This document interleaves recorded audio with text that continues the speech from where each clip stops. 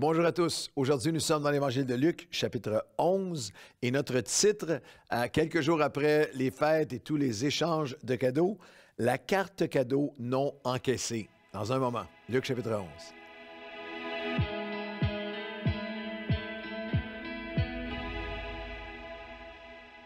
Nous sommes dans Luc chapitre 11 aujourd'hui. Le titre peut vous faire sourire. Le titre, c'est la carte cadeau non encaissée.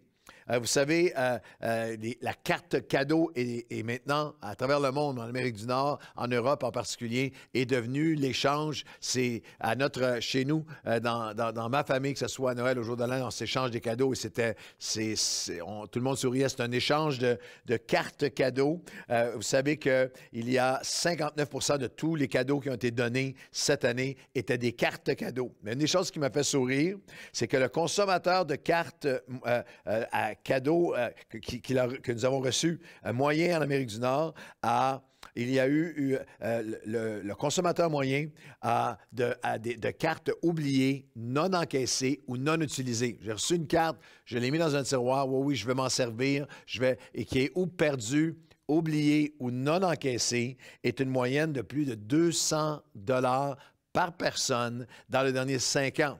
Alors, c'est l'Office du consommateur a estimé en Amérique du Nord, tenez-vous bien, que dans les derniers 5 ans, il y a 41 milliards de dollars de valeur de cartes cadeaux non encaissées qui sont juste... les gens les ont reçues, mais elles sont non encaissées. Et moi, ça m'arrive. Ça m'arrive d'arriver au fond d'un tiroir et je trouve tout à coup une carte que je n'avais pas encaissée. Mais c'est tragique.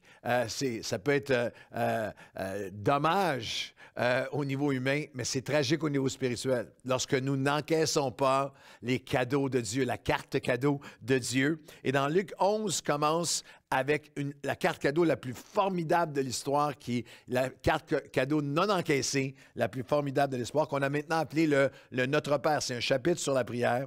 Et les versets 1 à 4, Jésus priait dans un certain lieu. Lorsqu'il a achevé, il disait à ses disciples, les disciples lui dirent, « Seigneur, enseigne-nous à prier, comme Jean l'enseignait à ses disciples. » Puis il leur dit, quand vous priez, dites, Père, notre Père, que ton nom soit sanctifié, que ton règne vienne. Donne-nous chaque jour notre pain quotidien. Pardonne-nous nos offenses, comme nous pardonnons à ceux qui nous ont offensés.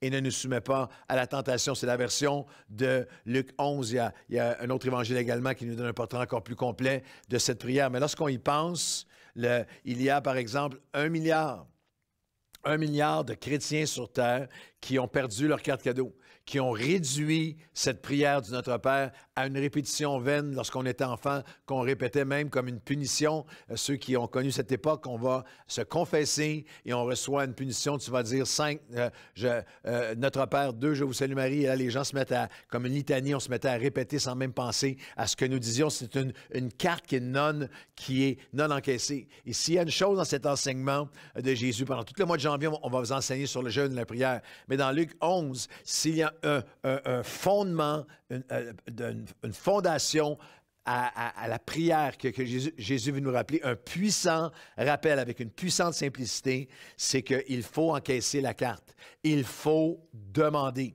Dans le même chapitre 11, bien sûr, nous avons cet enseignement de Jésus à partir du verset 9. « Et moi, je vous dis, demandez. » Encaisse la carte. Demandez et l'on vous donnera. Cherchez et l'on vous trouvera. Frappez et l'on vous ouvrira. Quiconque demande reçoit. Celui qui cherche trouve. On ouvre à celui qui frappe. Quel est parmi vous le Père qui donnera une pierre à son fils s'il lui demande du pain? Ou s'il demande un poisson, lui donnera-t-il un serpent au lieu du poisson? Ou s'il demande un œuf, lui donnera-t-il un scorpion? Si donc vous, qui êtes méchants, comme vous l'êtes, savez donner de bonnes choses à vos enfants, à combien plus forte raison le Père Céleste donnera-t-il le Saint-Esprit à ceux qui lui demandent? Je veux simplement ramener à votre cœur, nous voulons commencer l'année dans le jeûne et la prière. J'ai débuté mon jeûne hier. Avant hier, on était au jour 3 du jeûne en ce qui me concerne, mais je veux vous rappeler de commencer l'année en demandant. Je demande en prière. Et quelques demandes qui sont ici, qui deviennent miennes, que j'ai commencé à prier, que je vais vous inviter à demander à Dieu avec moi. Je demande en prière parce qu'il y a quelqu'un que j'aime qui a des besoins et qu'en moi-même, je n'ai rien à lui offrir.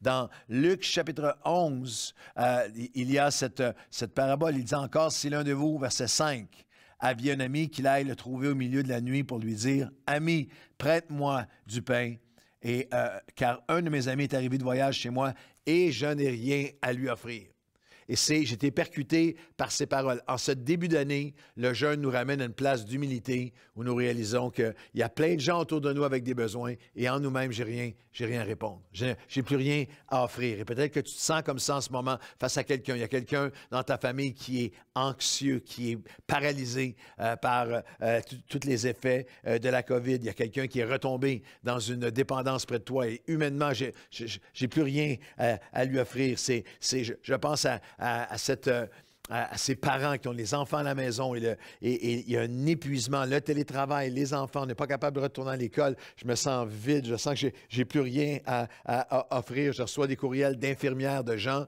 de notre Église qui sont médecins, infirmières, inhalothérapeutes qui sont dans les milieux hospitaliers, qui sont dans un CHSLD, qui œuvrent dans une ressource.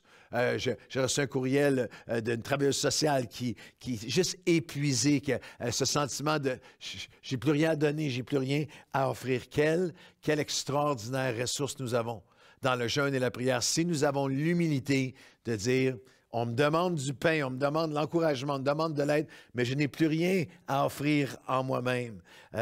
Je te demande, Père, viens par le Saint-Esprit, me renouveler. Je demande au Père, viens. Je demande parce qu'il y a quelqu'un près de moi qui a des besoins et je n'ai rien à lui offrir à moi-même. Je veux offrir la paix, je veux offrir l'encouragement, je veux offrir la libération, je veux offrir des forces, mais je ne les ai pas en moi-même.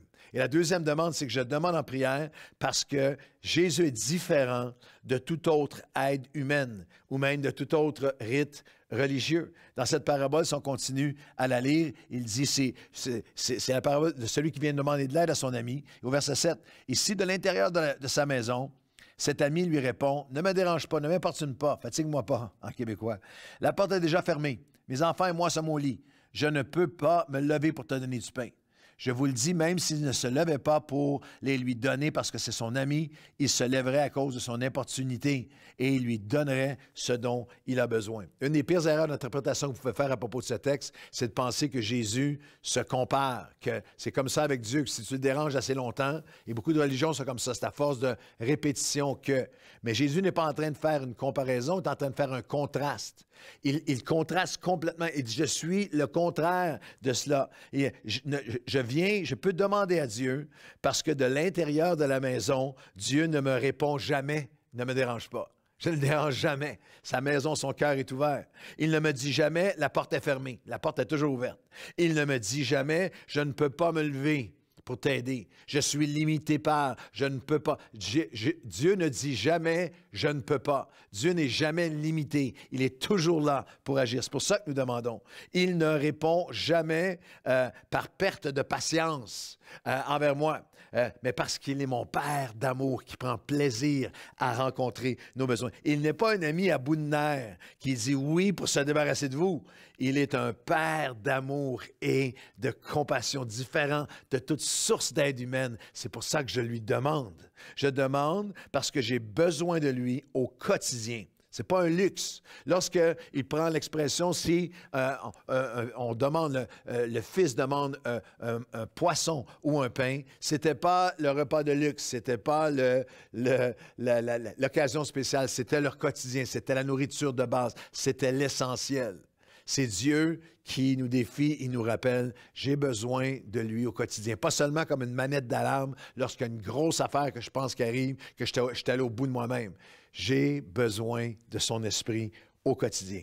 Allez-vous vous joindre à moi en 2022, à chaque jour pour demander au Père, Père, aujourd'hui, remplis-moi de ton esprit. J'ai besoin des dons de l'esprit, j'ai besoin du fruit de l'esprit, j'ai besoin de la patience de l'esprit, de la douceur de l'esprit, de la force de l'esprit, de la conviction de l'esprit.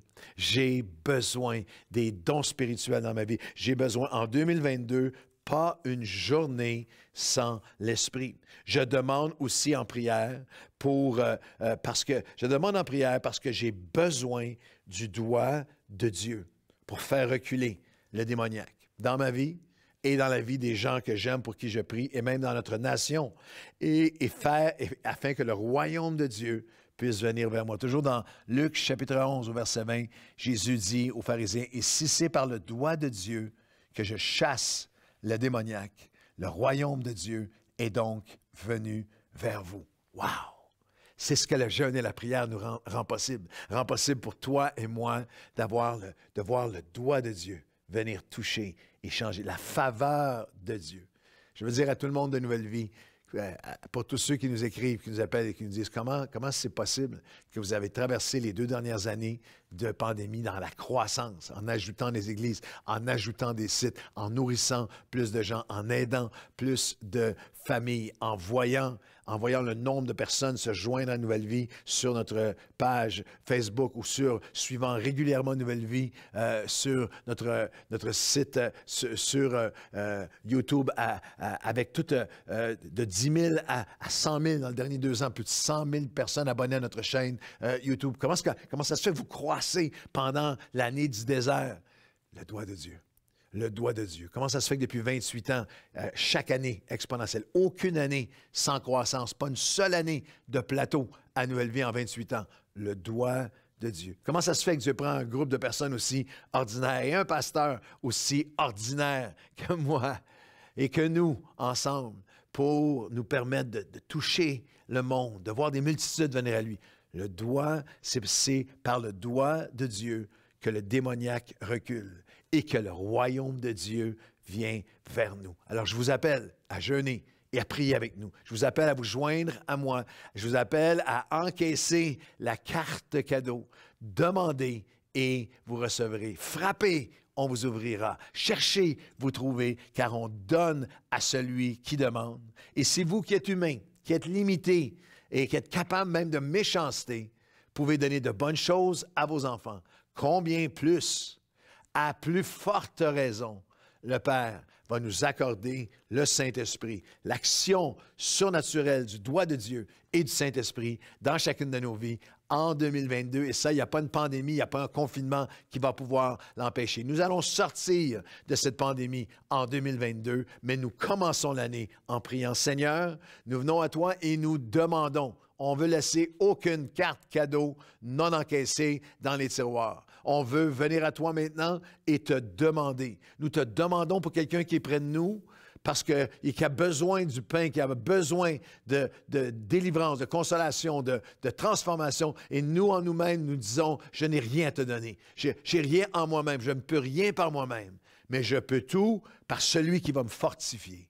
Et nous te demandons, Seigneur, parce que c'est notre souffle au quotidien, nous avons besoin de toi.